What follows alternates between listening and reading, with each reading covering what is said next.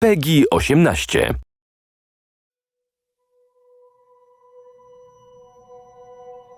I think the one thing people underestimate about video games is that people think it's just playtime. But I always say that the one thing video games can give you that nothing else in entertainment can is that feeling of pride, right? Look what I did. And even though we want to make a game that is very big and is very long, you can play for all of those years. It's all the paths you didn't take that make it special to you, that you feel like when you finish that quest, that you feel that you accomplished something that week. The people who love video games can always say, like, you know, what'd you do today? I saved the world.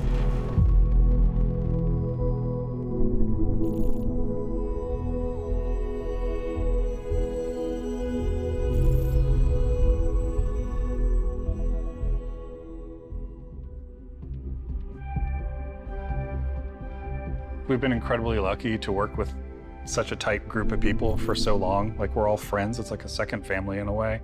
We all sort of know or get what a Bethesda game is.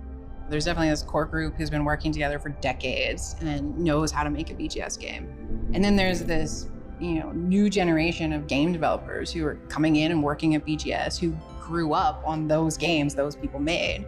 For some people, those are the games that got them to go into the industry in the first place.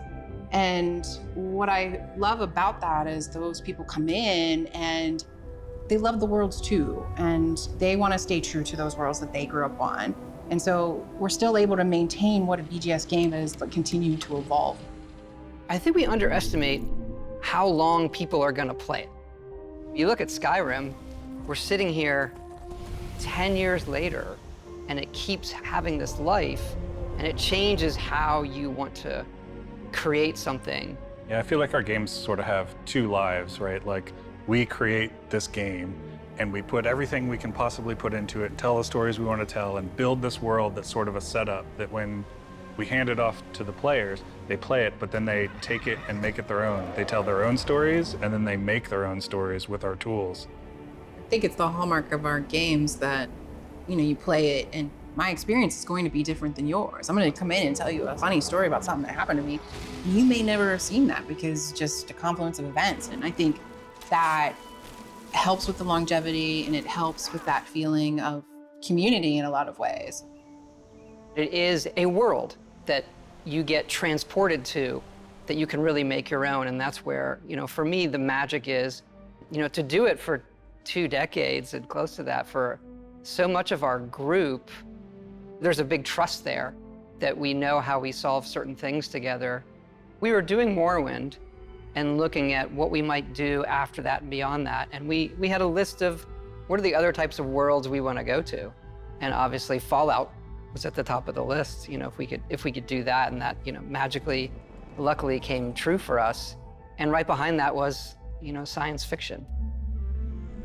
Going to space, I think there's a magic in just defying gravity and taking off from a planet. Like, it's extremely difficult human endeavor. Yeah, a lot of our games are about exploration, and that's sort of like, that's the ultimate exploration, is what's out there, what's past Earth, right? So it's incredibly exciting for us to work on something like that. I feel like every time we come to a game, we're starting fresh. We're saying, okay, we just did that one, that's over. How do we make it better in every way? It's got a more realistic, science-based backing to it, whereas Skyrim is sort of an epic fantasy. This is a more grounded game and a grounded setting about exploration. So I think that gives us a different take on how we make everything. So that's sort of the thing you latch onto when we're making new areas, making environments, making characters. The mechanics of the world are entirely different, but there are similarities. And I think those are things we like. Like, we like playing first person. We like having all the coffee cups. We like being able to touch everything. Those moments make the whole thing believable. Being able to watch the sunset and nighttime come and just sit there and watch the world go by seems like it's not gameplay, but it is vital to how you feel through the rest of it. I also think that because it's based in a more realistic atmosphere, is like You have a lot of people on our team who are super into certain things like robotics or engineering, and they can use this lifetime of knowledge they have gathered and then use it in their work. Everyone comes from these different areas and brings stuff to the game that can make it in, and it all matters. From the rocks to the clutter to what the spacesuits look like. It's based on people's experience and sort of learning about how things work in the world and trying to apply it in a way that's believable for this universe.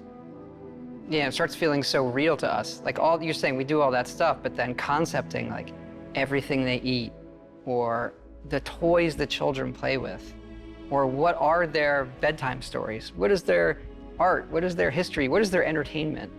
It is a universe, not just a game. There has to be an emotional trigger that occurs.